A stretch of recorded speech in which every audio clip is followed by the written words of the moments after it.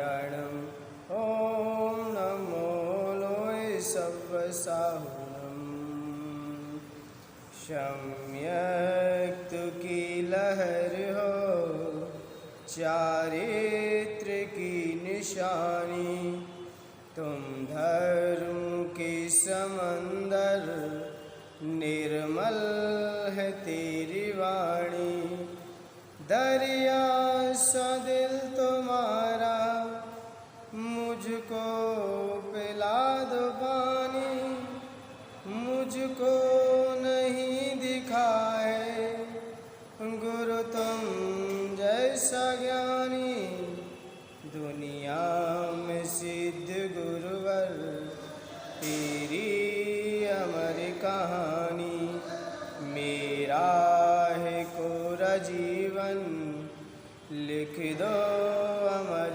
कहानी मेरा है कोरा जीवन लिख दो अमर कहानी। जय बोलिए अनंतानंद सिद्ध परमेश्वर भगवान की। प्रथम तीर्थंकर श्री ऋषभनाथ भगवान की। परम पूज्य आचार्य भगवंत गुरु श्री विराट सागर जी गुरुदेव की। आचार्य भगवंत गुरु श्री ब्रह्म सागर जी गुरुदेव की 58वें अवतरण दिवस महामहोत्सव की। सूर्य के उदय होने से कई कमलों की पंखुड़ियाँ खुल जाती हैं जिससे सारा बाग महक उठता है और कमल महकते तो हैं पर उनको नया जीवन भी मिल जाता है। वैसे ही एक दीपक के जलने से कई दीपक को ज्योति मिल जाती है। हम सभी की सोच को सकारात्मक बनाने वाले व जीवन में खुशियाँ पैदा करने वाले मेरे मन मंदिर के आराध्य पूज्य गुरुदेव का आज 58वां अवतरण दिवस जो सभी जनसमूह मनाने के लिए आज उपस्थित हुआ है, क्योंकि आचार्य भगवंत कुंद स्वामी का भी कहना है कि अरिहंतों की भक्ति करने से क्या होता है और आचार्यों की भक्ति करने से क्या होता है। तो आचार्य कुंद स्वामी मूलाचार में एक कारिका लिख रहे हैं। भक्ति जिनेन्द्र वर्णम खियदि जंपुबस्चियं कमं आर्य बसायेणया विद्यामन्ताय सेज्यन्ति। आचार्य कुंद स्वामी जिनेन्द्र भगवान की भक्ति से संचित कर्म नष्ट हो जाते हैं, क्योंकि कई जन्म के लगे हुए पाप प्रभु भक्ति से एक क्षण में ही नष्ट हो जाते हैं। क्योंकि आचार्य भगवंत मानतो महामराज ने भी भक्तामर स्तोत्र के 7वें श्लोक में भी कहा था कि रात्रि का कितना भी व्याप्त गहरा अंधेरा हो, लेकिन सूर्य की एक किरण आने से ही सारा अंधकार तितर बितर हो जाता है। वैसे ही व्यक्ति के कई जन्म के लगे हुए पाप आपकी भक्ति करने से क्षण में ही छह नजर आते हैं। ऐसे ही आपकी भक्ति प्रभु भक्ति करने से कर्म क्षय होते हैं, लेकिन आचार्यों की भक्ति करने से, आचार्यों की स्तुति करने से, उनके प्रसाद से विद्या मंत्र आदि कई प्रकार की सिद्धियाँ हो जाती हैं। ये आचार्य परमेश्वर की भक्ति करने, आज आचार्य भगवंत की ही भक्ति करने का हम सभी महानुभावों को अवसर प्राप्त हुआ है। आज पूज्य आचार्य श्री का ये अवतरण दिवस ये संकेत देता है, क्योंकि व्यक्ति जन्म से महान नहीं होता। व्यक्ति का जीवन महान होने से जन्म भी महान हो जाता है, जन्म भी पवित्र पावन हो जाता है। यदि जीवन हमारा महान बन चुका है, क्योंकि जीवन के महान बनने से जन्म भी महान हो जाया करता है। और जन्मदिन महापुरुषों का मनाया जाता है। तो आज हमारे बीच ऐसे महापुरुष हैं। क्यों महापुरुष इनको क्यों कहा? क्योंकि जो व्यक्ति अपने जीवन में महाव्रत को अंगीकार कर लेता है तो वास्तव में वह व्यक्ति महापुरुषों से कोई कम नहीं है। क्योंकि ये महापुरुष ही आगे चल के सिद्धालय में जाके विराजमान होते हैं और इस भारत भूमि की बहुत अनुकंपा रही है कि इस भारत भूमि की पहचान कोई कहना चाहे कि इस भारत भूमि ने पत्थर के मोती दिए या पत्थर के हीरे दिए और ताजमहल दिखा दिया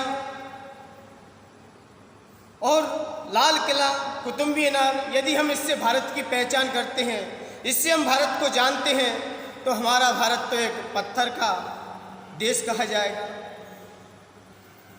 और पत्थर और ईंटों से बना हुआ ये देश साबित हो जाएगा। लेकिन ये हमारा देश न पत्थर न ईंटों का है।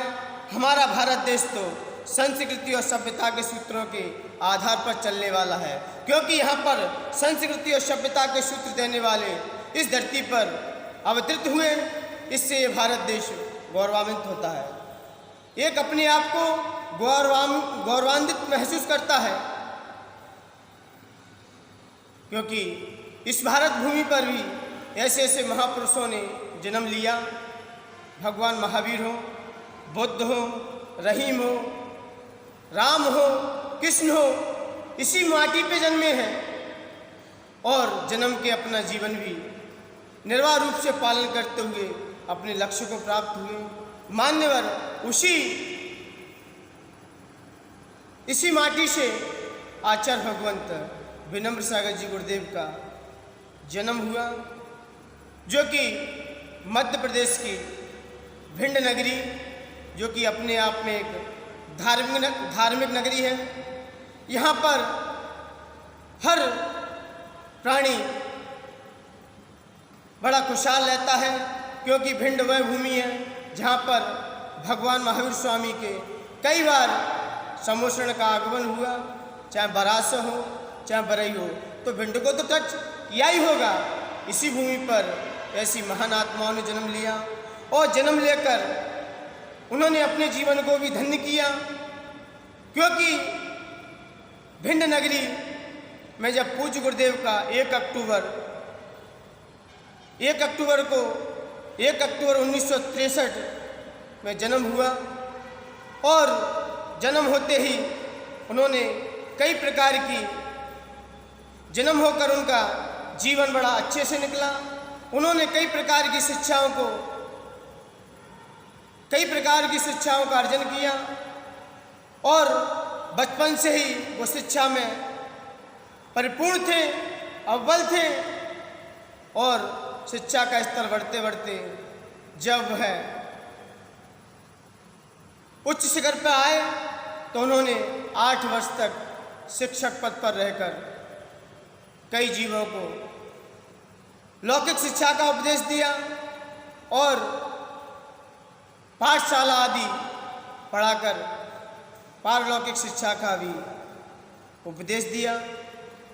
जब दोनों शिक्षा का उपदेश देते देते जब 8 वर्ष तक सर्विस पे जब आसीन थे, जब पूज्य गुरुदेव विराग सागर जी गुरुदेव का आगमन हुआ तो उन्हें संसार शरीर रोगों से व्यक्ति होने लगी।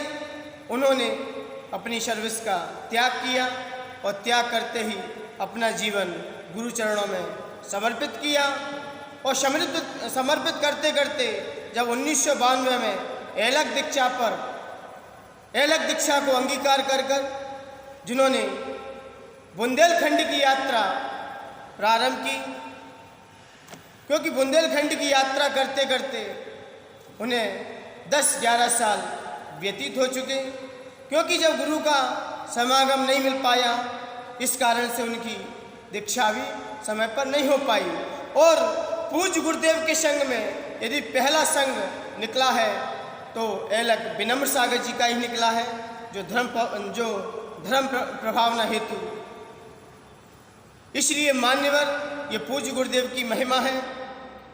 और जिन्होंने आचार्य मानतुंग की कृति जो भक्तामर स्तोत्र है, उमा स्वामी वसुनंदी आचार्य की, जिनका श्रावक आचार्य, जिनकी पूजन पद्धति पर अच्छी कमांड रही है, ऐसे आचार्यों की कृति को भी पूज्य गुरुदेव ने अपनी वाणी से जन जन तक पहुंचाने का अथक प्रयास किया। और बुंदेलखंड में पूज्य आचार्य श्री को ऐलक अवस्था से ही जानते हैं। और जब पूज्य गुरुदेव की मुनि दीक्षा ललितपुर में हुई 8 जून को, तो जैसे ही 8 जून सन 2003 को जैसे ही मुनि दीक्षा लेकर जिन्होंने राजस्थान की माटी को पावन एवं पवित्र किया, क्योंकि मुनि अवस्था से ही पूज्य आचार्य श्री अधिकतर राजस्थान में विराजमान रहे और जिन्होंने भक्तामर और पूजन शिविर के माध्यम से कई पुजारी मंदिरों में भर दिए, क्योंकि आजकल मंदिरों में प्रतिमाएं तो बहुत मिल जाती हैं लेकिन भक्त कम मिलते हैं, पुजारी कम दिखाई देते हैं। लेकिन पूज्य गुरुदेव का एक ही संदेश है कि मंदिर में आवाज़ पुजारियों की आना चाहिए। इसलिए पूज्य गुरुदेव ने उस स्वप्न को भी साकार किया। और जैसे ही पूज्य गुरुदेव को आचार्य पद पर आसीन हुए तो पूज्य गुरुदेव ने अपने जीवन में बहुत सारी भव्य आत्माओं को मोक्ष मार्ग पर लगाया और कई भव्य आत्माओं को अपने लक्ष्य तक भी पहुंचा दिया। इसलिए और जिन्होंने बहुत सारे जिनके जीवन में हमने चमत्कार देखे, ऐसा लगता है कि पूज्य आचार्य श्री को भक्तामर स्तोत्र के कुछ काव्य की उनके पास शक्तियां हैं, कुछ मंत्र की वह सिद्धि कर चुके हैं। क्योंकि ऐसा आभास होता है, जब आचार्य श्री अजमेर में विराजमान थे तो वहाँ पर एक बालक था, बड़ा अस्वस्थ था। जब आचार्य श्री पुष्कर की ओर विहार कर रहे थे तो वह बालक नाजुक था, हाल का ही जन्मा था और डॉक्टर भी उसे देखने में असमर्थ हो गए। तब पूज्य आचार्य श्री को वहाँ से जब हॉस्पिटल की ओर ले जाया गया तो वहाँ के डॉक्टर ने तो बड़ा घबरा गया, बोले गुरुदेव सब संतों की महिमा है, ईश्वर की कृपा है, बच जाए तो बच जाए, लेकिन मैंने तो हाथ डाल दिए ही हैं। तब ऐसा सुना तो आचार्य श्री ने जैसे ही उस बालक को देखा और उस बालक के ऊपर अपनी पीछी रखी, उसके सर पर जैसे ही पीछी लगाई तो आचार्य श्री ने कहा, सहज ही कह दिया, क्योंकि सुबह का वक्त था। आचार्य श्री सामायिक करते हुए सीधे हॉस्पिटल पहुंचे तो देखा बच्चा पड़ा हुआ है, बस इतना कह दिया, इसको जल्दी ही स्वास्थ्य लाभ हो जाएगा और जल्दी ही ये इससे छूट जाएगा। तो वहाँ के डॉक्टर तो आश्चर्य कर गए, बोले मैंने तो कहीं से भी नहीं इसको दिख रहा कि ये स्वास्थ्य लाभ मिलेगा। लेकिन जैसे पूज्य गुरुदेव पुष्कर की ओर विहार कर गए और जैसे पुष्कर से वापस आए तो है बालक जैसे कोई सोते से बालक उठ जाता है, वैसा वह उठ के खड़ा हो गया और खेलने लगा। तब वहाँ के अजमेर के मान भावों ने कहा कि पूज्य गुरुदेव को भक्तांबर वाले बाबा के नाम से प्रसिद्ध हैं, शायद इन्हें भक्तांबर की कुछ सिद्धियाँ भी प्राप्त हैं। क्योंकि जो जाप आचार्य विमल सागर जी गुरुदेव अपने हाथ से दिया करते थे, अपने मन से उस जाप को फेरा करते थे, आज वही जाप हमारे पूज्य गुरुदेव विनम्र सागर जी गुरुदेव जब तक लगभग 70-80 जाप डेली ना हो जाए तब तक उनका मन कहीं कोई कार्य में नहीं लगता। जो आचार्य विमल सागर जी जाप दिया करते थे वही जाप आज आचार्य गुरुदेव विनम्र सागर जी गुरुदेव दिया करते हैं। और जब इनकी विनम्रता के बारे में कहा जाए कि लोगों का कहना है कि जहाँ पद होता है वहाँ मद होता है, लेकिन इस सुक्ति को भी आचार्य गुरुदेव ने निष्कीर्ण कर दिया, उसको भी फीका पार दिया। क्योंकि मुझे घटना याद है जब पूज्य आचार्य श्री जब झांसी में विराजमान थे, यति सम्मेलन की तैयारी बड़ी जोर तोर से थी और पूज्य आचार्य श्री ने अपने आचार्य श्री का भी आगमन किया, प्रवेश कराया। उसके तदुपरांत आचार्य विशुद्ध सागर जी गुरुदेव का भी मंगलमय भव्य प्रवेश कराया और जैसे ही कई साधुओं के प्रवेश आचार्य श्री ने बड़ी सहजता से कराए और जैसे ही बड़े आचार्य श्री पहुँच गए तो सारी सभाएं बैठ चुकी। तो आचार्य श्री एक दिन टेंशन में थे, एक विकल्प में थे, उनका चित्त भी कहीं किसी कार्यक्रम में नहीं लग रहा था। तो किसी व्यक्ति ने पूछा, वहाँ के माननीय प्रदीप जी आदित्य और भी प्रवीण जी बहुत सारे सदस्य थे, उन्होंने पूछा, गुरुदेव आपके चेहरे पर आज मुझे प्रसन्नता नहीं आ रही, क्या कारण है? तब उन्होंने बताया कि आज आचार्य मुनि श्री विनय सागर जी महाराज जी का प्रवेश है। तो प्रवेश है तो कोई बात नहीं, आने तो स्वागत है। तो आचार्य श्री मुस्कुराए और चल दिए। जब आचार्य विनम्र सागर जी को बुलाया, उनसे कुछ वार्तालाप की, लेकिन खुल के बोल नहीं पा रहे थे आचार्य श्री, क्योंकि आचार्य विनम्र सागर जी आचार्य पद पर आसीन थे और मुनि विनय सागर जी मुनि थे। लेकिन मुनि अवस्था में आचार्य मुनि विनय सागर जी बड़े थे और लेकिन आचार्य पद में आचार्य श्री विराजमान थे। जब ऐसी आपस में बात चल रही थी तो जब मुझसे कहा गया कि आचार्य विशुद्ध सागर जी को लेके आइए आप, तो मैं आचार्य विशुद्ध सागर जी को उनके कक्ष तक पहुंचा तो आचार्य श्री सामाहिकी कर रहे थे। एक या सवा बज रहा था। मैंने आचार्य श्री से कहा कि आचार्य श्री आपको आचार्य श्री बुला रहे हैं। तो विशुद्ध सागर जी गुरुदेव बोले, मेरा तो अभी मौन है। मैंने कहा मौन है, आपको आपके गुरुदेव ही बुला रहे हैं। तब आचार्य विशुद्ध सागर जी ने अपनी सामायिक की निष्ठापना की, सामायिक को निष्ठापित किया और निष्ठापित कर एक उनके संग के मुनिराज और साथ आए। उनके दो मुनिराज जैसे ही साथ आए तो आचार्य विशुद्ध सागर और आचार्य विनम्र सागर जैसे ही उनके समकक्ष पहुँचे आचार्य श्री के पास, तो वो तो चेहरे पे एकदम कुछ मुस्कान की जगह कुछ दूसरा चेहरा दिख रहा था गुरुदेव का। तो जैसे ही देखा तो दोनों आचार्य श्री ने आचार्य श्री के चरणों में निवेदन पूर्वक अपनी बात रखी है, गुरुदेव आप इतना टेंशन क्यों ले रहे हो? क्या कोई बात है? क्या कहीं प्रोग्राम में कोई कमी आ रही है क्या? दोनों आचार्यों ने जब आचार्य श्री को ऐसे वाक्यों से संबोधन दिया, उन्हें बड़े शब्दों से उन्हें ओतप्रोत किया, तो आचार्य श्री ने अपने मुख से कह दिया कि कल आचार्य विनय सागर जी का प्रवेश है, तो इसमें क्या भूमिका है आप लोगों की? तो विनम्र सागर जी गुरुदेव बोले, आप गुरुदेव इसमें क्या आज्ञा है आपकी? बोले, मुनि अवस्था में विनय सागर जी बड़े हैं और ये दिख रहा है कि आचार्य पद आपको पहले है, तो ये विकल्प आ रहा है कि पहले विशुद्ध सागर जी के बाद कौन बैठेगा?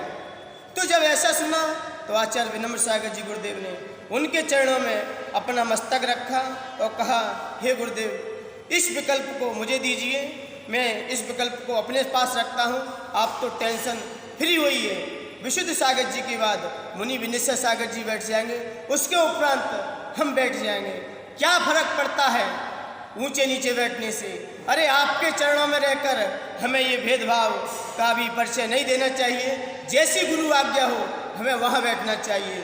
तब ऐसा कहा आचार्य विनम्र सागर जी गुरुदेव ने गुरुदेव के चरणों में, तो गुरुदेव का भी दिल खिल चुका और खिलते ही जब उन्हें असीम आशीर्वाद मिला, तब विनय सागर जी जैसे ही आए तो उनके भी मन में विकल्प चल रहा था कि आचार्य विनम्र सागर जी विराजमान है, मैं कहाँ बैठूंगा। तो उनके भी मन में जब ऐसी उधेड़ चल रही थी, तो उन्हें जब विशुद्ध सागर जी के बाद जब नंबर मिला, जब विशुद्ध सागर जी के पास जैसे ही बैठे और तीसरे नंबर पर आचार्य विनम्र सागर जी बैठे, तो लोग भी बड़ी उत्साह के साथ कह रहे थे कि आचार्य विनम्र सागर जी गुरुदेव का जैसा नाम है, यथा नाम तथा गुण से भी संपन्न है, मैंने नहीं जाना कि ऐसा परिचय भी आचार्य विनम्र सागर जी दे सकेंगे ऐसी महासभा में। तब आचार्य विनय सागर जी को करगमा जी में भी आचार्य पद मिला और जैसे ही ग्वालियर में जब दोनों आचार्य विनम्र सागर और आचार्य विनय सागर जी का जब मिलन हुआ, तो आचार्य विनय सागर जी ने मंच से कह दिया कि आचार्य विनम्र सागर जी गुरुदेव ने जो कुर्बानी करगुमा जी में दी है, मैं उसको अंतिम समय तक नहीं भूल सकता कि आचार्य विनम्र सागर जी के अंदर वो विनम्रता भरी है, वो कूट कूट के विनम्रता भरी है, जिसके कारण उनकी तर्क शक्ति, उनकी स्मरण शक्ति और उनकी काव्य शैली, उनकी प्रवचन शैली हमेशा उच्चता को प्राप्त हो रही है। वास्तव में ऐसे आचार्य श्री का जीवंत परिचय, इसलिए मान्यवर हम आचार्य श्री के बारे में जितना भी कहना चाहें उतना कम पड़ता है, क्योंकि मेरे जीवन में भी गुरुदेव ने बहुत सारे उपकार किए हैं। मैं उन उपकारों को भी कदापि भूल नहीं सकता, क्योंकि पूज्य गुरुदेव ने ब्रह्मचर्य देकर तीर्थराज गिरनार की यात्रा कराई। उसके उपरांत जैसे ही वहाँ की गिरनार जी की यात्रा कराने के उपरांत जब बांसवाड़ा में आए, तब मुझे अलग दीक्षा देकर मेरे ऊपर उपकार किया। और जैसे ही अलग दीक्षा दी, उसके 1 साल उपरांत 1 साल के बाद ही आचार्य श्री का विचार बना कि तीर्थराज सम्मेद शिखर की यात्रा करनी है। और पूज्य गुरुदेव ने तीर्थराज सम्मेद शिखर की यात्रा पहाड़ पर रह करके भी 1515 वंदना की, और वहीं पर 1 महीने 23-24 दिन तक उस पहाड़ पर रहे और सभी भव्य आत्माओं को उन्होंने तीर्थराज सम्मेद शिखर की यात्रा कराई। और यात्रा कराने के उपरांत पूज्य आचार्य श्री ने तीर्थराज सम्मेद शिखर पर ही मुझे मुनि दीक्षा से विभूषित किया। और जैसे ही मुनि दीक्षा हुई, हाल ही आचार्य श्री का प्रोग्राम बना कि अब पंचतीर्थ की यात्रा करनी है। इसलिए मान्यवर आचार्य श्री ने मुझे जब जब जो उपकार किए, जब जब मेरे ऊपर उपकार किया, तब कोई ना कोई क्षेत्र की वंदना कराई। और आज मुझे मथुरा सिद्ध क्षेत्र पर जो भी मैं गुरुदेव से अंदर से तो भाव नहीं थे, लेकिन गुरु आज्ञा थी कि अब ये कोरोना की महाबीमारी है, तो आपको भी थोड़ा सा हटना है और थोड़ा सा समाज में रहकर कहीं कोरोना महाबीमारी के चक्कर में कोई ग्रसित न हो जाए, इसलिए थोड़ा संग बांटा। लेकिन जैसे ही मुझे अवसर मिला तो मथुरा सिद्ध क्षेत्र पर पूज्य गुरुदेव के गुणानुवाद करने का ये अवसर मिला। मैं अपने आप को बहुत सौभाग्यशाली समझता हूँ और पूज्य गुरुदेव के चरणों में यही भावना भाना चाहता हूँ कि हे पूज्य गुरुदेव, आपने जो भी मेरे ऊपर उपकार किए वो सारे उपकार सिद्ध क्षेत्र पर ही किए हैं। जब गिरनार की यात्रा चल रही थी, तब मैंने गिरनार की यात्रा करते समय ये संकल्प ले लिया कि जहाँ भी दीक्षा दो तो आपके ही कर कमलों से होना चाहिए। तो ऐसा सुना तो पूज्य गुरुदेव के चरणों में बस यही प्रार्थना करना चाहता हूँ कि हे पूज्य गुरुदेव, अब मेरी आपसे एक प्रार्थना है, एक अनुनय है, एक विनय है कि हे पूज्य गुरुदेव, मैं आपसे एक अपनी अर्जी लगाना चाहता हूँ कि जब भी मैं आपके चरणों में यही भावना भाना चाहता हूँ कि आपसे पहले मुझे सिद्धालय में भेज दें, क्योंकि आप मुझे सिद्धालय में भेज दोगे, क्योंकि और आप कहीं मुझसे पहले चले गए तो मुझे विश्वास नहीं है कि मुझे कौन सिद्धालय की यात्रा कराएगा। और आप यदि मुझे सिद्धालय में भेज दोगे तो मैं आपकी आगवानी अच्छे से कर सकूंगा।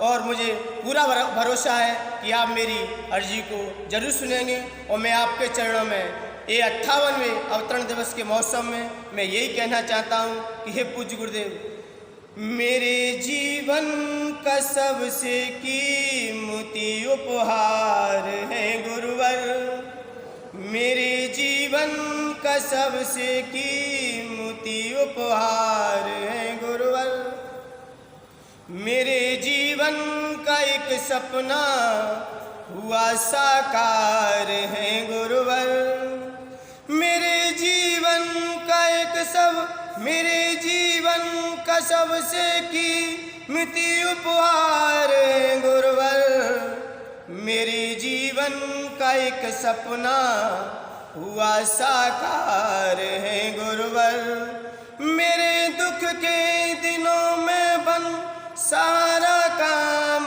आते हैं, माँ की लोरी बहन राखी पिता का प्यार है गुरुवर, माँ की लोरी बहन राखी पिता का प्यार है गुरुवर। पूज्य गुरुदेव के चरणों में सिद्ध भक्ति, शुद्ध भक्ति और आचार भक्ति पूर्वक त्रय भक्ति युक्त उनके चरणों में त्रिकाल नमोस्तु। नमोस्तु गुरुदेव, नमोस्तु।